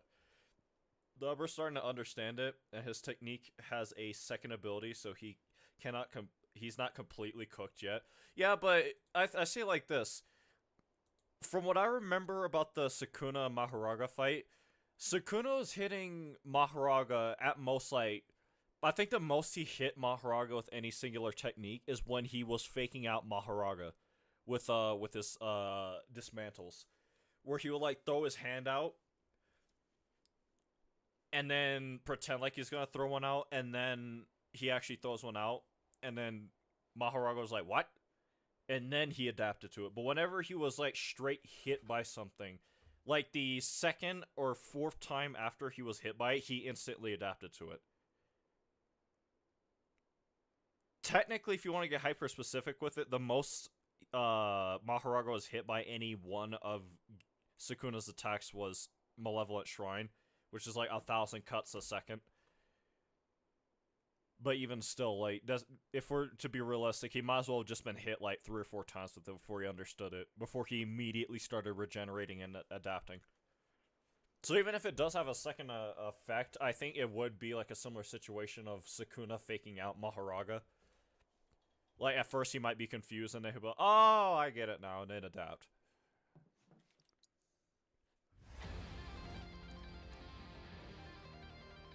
And until further notice, we do not know if Dabra has a one-shot attack like the multiple Sukuna had. Like, we know Sukuna has bare minimum 3 one-shot attacks against any one opponent. Roll Cutting Slash, Malevolent Shrine, and Bonus. Bare minimum. And that's a problem, I guess, so far that's a problem. I don't even know what action I was too caught up in my train of thought. The few stuff, like, we've seen from Dabra, we just don't know enough about him, that's my thing. Like, people hype him up so much and make him seem so powerful, and I'll go as far as say, so far we have seen him do nothing to warrant this Sukuna-level threat title he's just been given.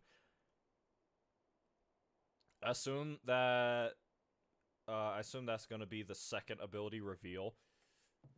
I suppose. It's definitely possible. Where was my parry? Goat Joe tanked Malevolent Shrine twice. Yeah, but Goat Joe, as you put it, is Goat Joe. And he has multiple things that literally, the way Gojo's powers work is no. That's how Gojo's power works. He just says no to whatever tries to hit him. Unless it's like a hyper-specific thing.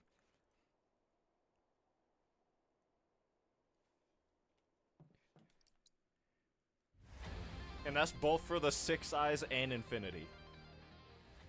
And then, very similar to Sukuna, like, blue and red might as well also be one-shots. Because when Gojo fired off Reversal Red at Toji, he freaked out because he was like, what in God's name did this dude just try to hit me with? And then blue, and then there's Hollow Purple. And then Infinite Void. And then Gojo could literally just teleport, rip your head off, so... I mean, so far Dabra's living up to it, and he's barely done anything yet. I guess, but the only reason why he's living up to it is because he's fighting Maharaga. Not too many people could do that and live. And not even just live, but hold their own. Not many people could do. That's what. I probably have to, because I haven't really properly read Modulo. I'd have to like really read it properly myself to get an understanding of it. But even then, like Sukuna, like from the get go, for a variety of reasons, he was showing why people were terrified of him, and why he was the king of like curses. Like from the second finger he got back, he was already like. I guess it's debatable. I don't remember if, like, well, now I think about it, I'm not sure how well he would have done against Maharaga um, if, if, Fushiguro summoned him, like, after he got his second finger back. Domain expansions are guaranteed hits, and he was in Burnout, so Infinity wasn't on. Oh, fair enough then. Yeah, you're right.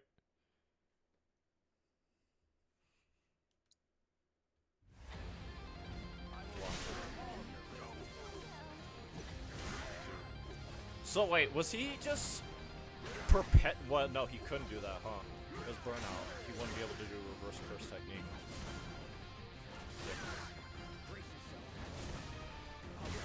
So I guess Gojo is just stupidly durable. That is not correct. Either I miscounted or I needed that last parry. One. Two. Three. Four. Five. Six. Oh, you bum. It's about strength, and there's like 5 people in the entire manga who can contend with Maho. 5 people in the entire manga, so obviously Gojo, Sukuna, Dabra, Yuji at this point. Actually, I could think of more, like Yuta as well, to some measure, because of Rika, right? If I was like basically going to borderline power scaling territory, I can like theoretically bring up a few people who could actually, in theory, contend with Maharaga. Like, what's the name of that one chick who's literally her entire powers of, like, the fact that she's a black hole? She also fought Sukuna? I'm not sure about Maki now I think about it. Or Toji. Because, yeah, they're strong, but nothing about them tells me that they'd be able to one-shot Maharaga. Fushiguro, obviously, to some measure. Full potential Fushiguro.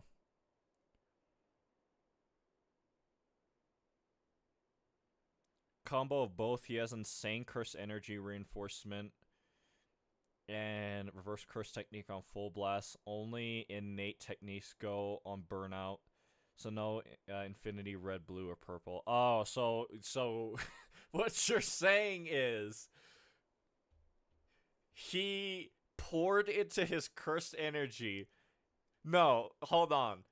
I know a perfect analogy for this. What you're saying is the way Gojo survived 2 malevolent shrines is he did the equivalent of what a player would do in Breath of the Wild when they're about to die. Pause the game, go into their inventory, eat all of their food items to go back to full health, get hit again, and repeat that process.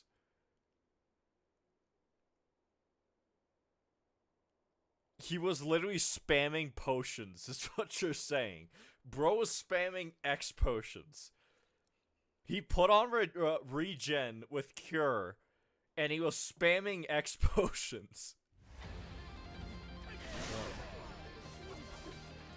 2, 3,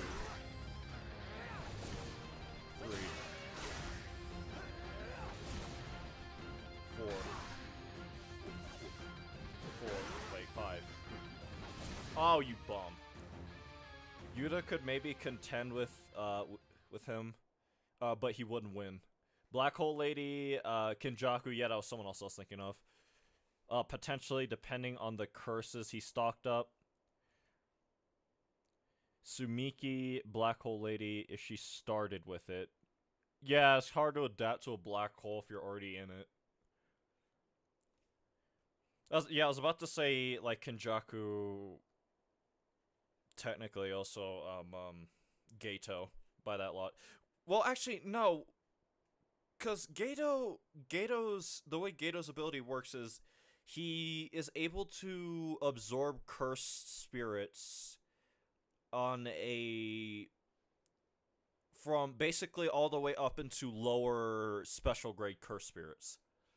And I don't think technically Maharaga and the Ten Shadows classify as that per se. They're like different. They're not exactly curse spirits. So I don't think Gato would be able to do anything against that unless he used one of his other stockpile curse spirits that might be able to contend with Maharaga, or do what or try to do what he tried to do against Yuta when he fought him. Basically, I'm going to mag dump all of my cursed spirits and cursed energy at you. And by extension, Kenjaku.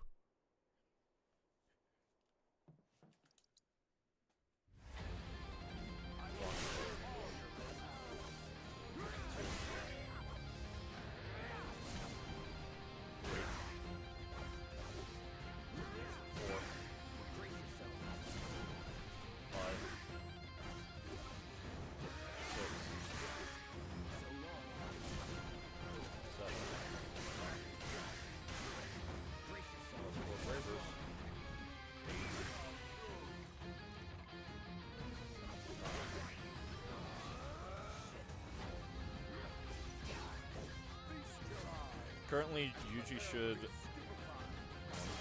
assuming he has Fuga, 2, 3, 4.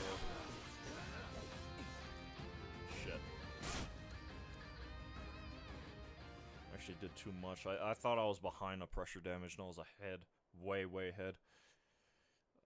Fuga. Mechamaru, funnily enough. Yeah, that's true. Mechamaru as well. If he can fire off his cursed energy at him.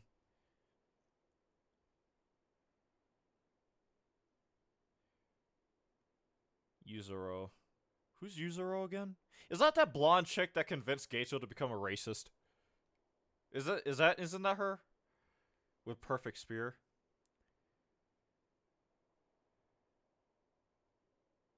Takeba could, if the adaptation isn't, become funnier than Takeba. Notice how all of these are ifs. Yeah, that's why I said if I was to try and upskill some of these people, I can think of a lot of people who could, in theory, fight Maharaga. But notice how I said, I didn't say win. She's a calling games player? Oh, so I haven't met her yet, is what you're saying.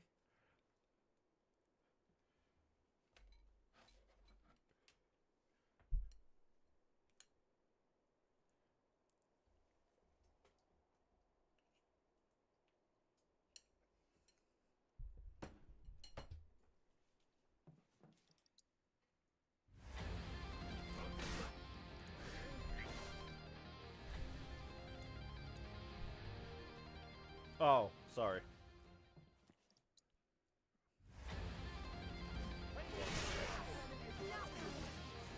Two.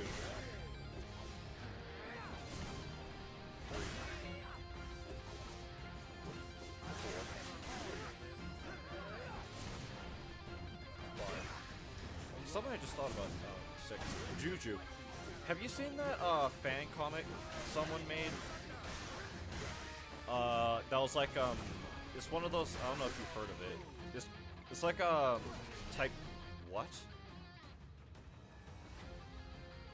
That was the freest parry of my life, and somehow Cloud phased through it. What was it? It was based off like that fan comic, like pipeline idea concept thing of an infection AU, and someone did that for Jujutsu Kaisen. Have you seen that? I've seen a bit of it. I think I'm up to date on it. I don't know if they've released any more chapters.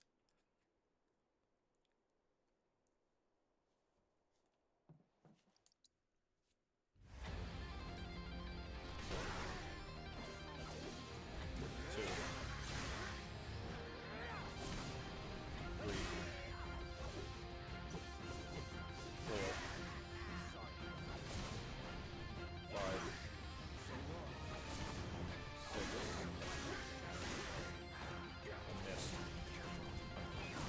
accurate hitboxes.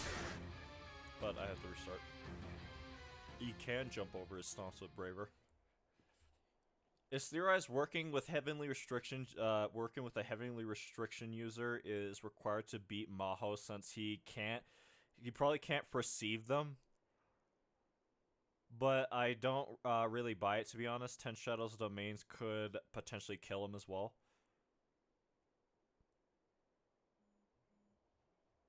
Oh, I think I saw someone make a fan animation thing like that of like, I think it was quote if Fushiguro locked in and he basically drowned Maharaga in Shadow Chimera Garden.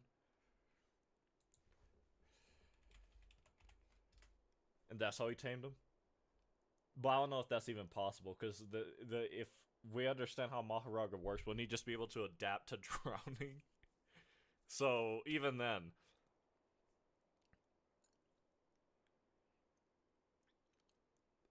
10 Shadows user, or not Heavenly Restriction user. I don't buy that either. Because we've seen other Heavenly Restrictions users that can, quote, cannot be perceived by, like, cursed spirits, but there also can be perceived by cursed spirits. Gojo can maybe get him if he's fast enough. Mahito can if Maharaga has a soul. Or not Gojo, Jogo. Well, with Jogo, I'm not even sure about that, because what does Jogo have that would be able to one-shot Maharaga? What, Coffin of the Iron Mountain? I don't think that'll work. And I don't think Mahito can even use Idol Transfiguration against other cursed spirits. The closest we've seen to him like doing that would have been Sukuna, and that's just because he was in Yuji's body, right? The main problem is mainly you have to kill him immediately. Maximum meteor. Oh yeah, that thing you tried to use against Sukuna, the thing that blew up most of the city. And then Sukuna's like, "Oh, what a nice technique you have there. It reminds me of my own ancient Heian era technique I haven't used since the Heian era." And then Jogo's like, "What?"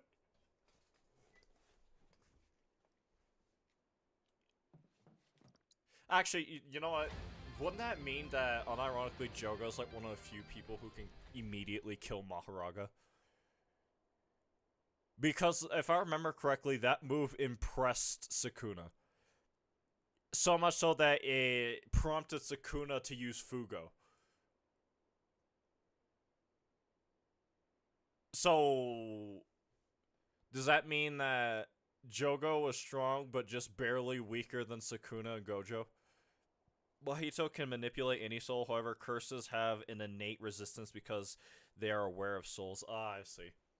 Now, think about it. No, I guess I made that assumption because I never seen him really try to use Idol Transfiguration against other cursed spirits.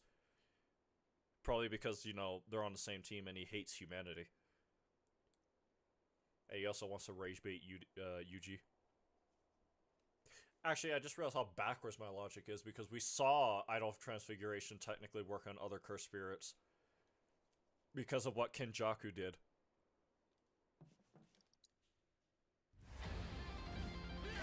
But yeah, at that point, the implication is that the average 10... Oh my god. The average 10 shadows has like a soul.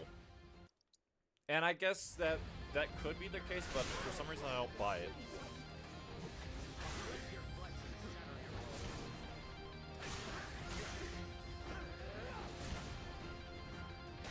And the only reason why I said that could be the case is because of Demon Dog. But one of them died, and then Fushiguro like combined the essence of the one that died with the one that was remaining.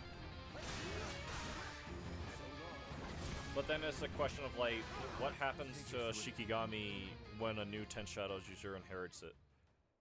Are they like, because it's like an inherited trait, right? As I understand it. If I was to use like Naruto as an example, like things like a Sharingan, or like what that one kid had in the first arc of the first season. What was his name? He put Naruto and Sasuke in that weird like Sharingan Genjutsu equivalent where they couldn't get out of it. it was basically teleporting through all the things. Like, that is also an inherited trait. Like, you can only get it by being a part of that specific family. Jogo is generally one of the strongest Lamau. Each 10 Shadows user gets their own Shikigami. Okay, so they're not copies. So then it is possible that they have souls, I guess. But I don't know about that for some reason.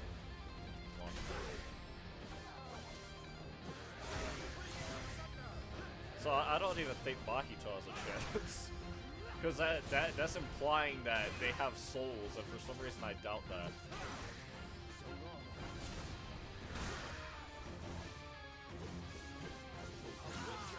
Lost count.